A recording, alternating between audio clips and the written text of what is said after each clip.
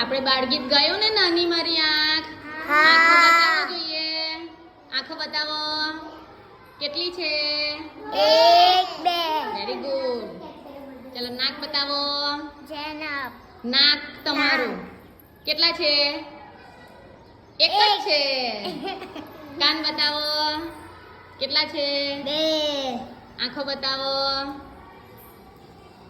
નાક બતાવો. નાક બતાવો. હા.